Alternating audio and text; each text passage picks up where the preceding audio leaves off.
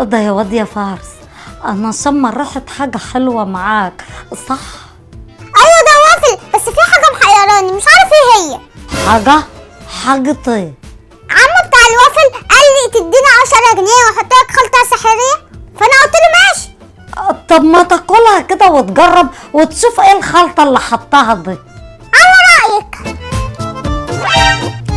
فارس، شوف الواد ابن اللذينة بيختفي من قدامي كده ولا يستأذن ويقول ان هو ماشي.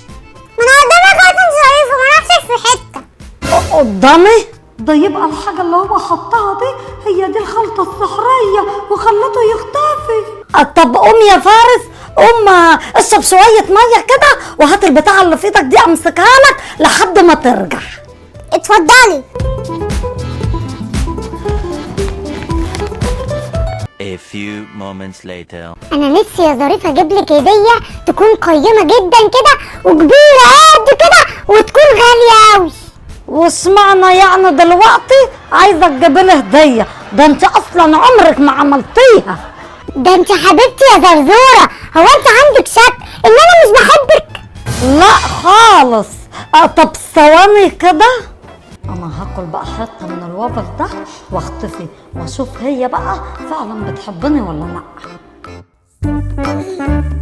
شفتي يا فريده طنطك ظريفه قال ايه؟ فاكراني هجيب لها هديه بجد؟ ده انا بقول لها كده بس عشان خاطر هي اللي تعمل الاكل النهارده. بس ظريفه طيبه يا ماما، حرام ان انت بتعملي معاها ده.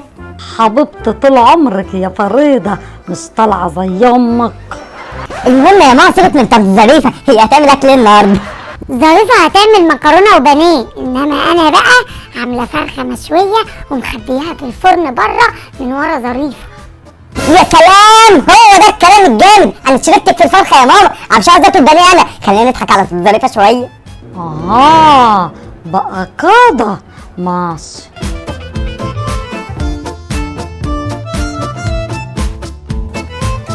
بقى كل دي فراخ مخبياها ماشي، يبقوا ياكلوا هما بقى البانيه.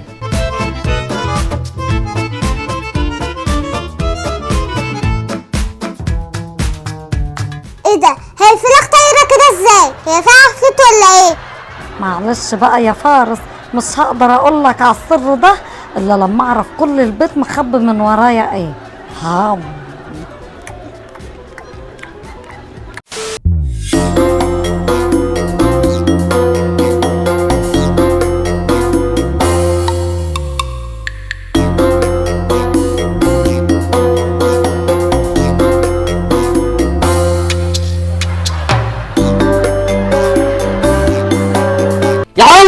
تعالى، عملت لكم بقى اللبن اللي انت كنت نفسك فيها.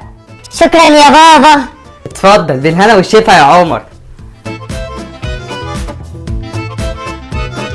انا مش عارف ليه اللبن بتاعنا غير اللي بشربه عند معتز خالص. اصل ده لبن مخصوص غير اي لبن خالص بيجي لنا من البلد.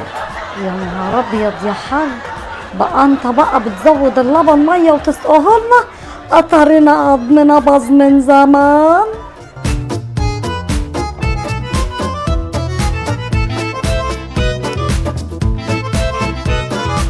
اما اعمل بقى كوبايه ظريفه، دي كانت قايله لي من 3 اسابيع كانت نفسها في لبن، اعمل لها كوبايه مش خساره فيها.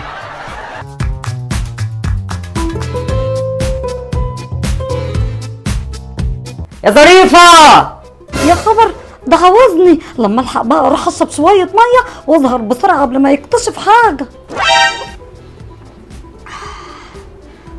خير يا حاج، في ايه؟ امسكي يا زرزوره كوبايه اللبن دي، مش انت كان نفسك في لبن من 3 اسابيع؟ ياه لسه فاكر؟ مش عاوزه. لا والله يا ظريفه لازم تشربيه، وادي الشلموه كمان عشان انت بتحبي تشربي الشلموه. يا خبر، ده عايزين نشرب اللبن، اهرب منه ازاي؟ بطني يا حاج، ثواني هدخل الحمام. الحمد لله خلصت من اللبن المغشوش بتاعه.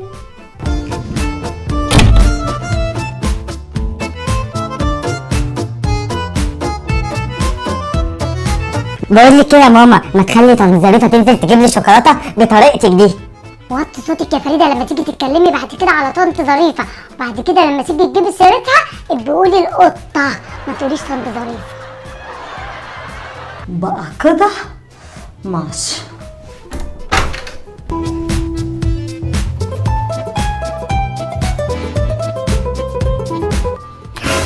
ايه ده؟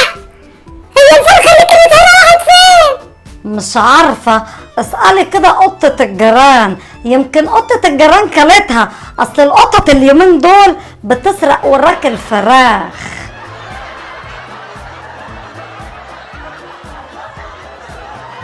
وخلصت حلقتنا النهارده وجه ميعاد السؤال. سؤال الحلقه عباره عن لغز، كلمه مكونه من 5 حروف، جمعوا الكلمه وقولوا لنا ايه هو اللغز. انا بشكر اصدقائنا عائشه محمد وسعد محمود وجانا احمد وكارما اسلام وياسين سعد. ما تنسوش اعملوا لايك كبير للحلقه دي، واللي ما اشتركش في القناه وانضم للعيله بتاعتنا ينضم بسرعه، ونشوفكم خير. انا مش بحبك ده ايه بقيه الجمله؟ بس هي دي كانت نهايتها.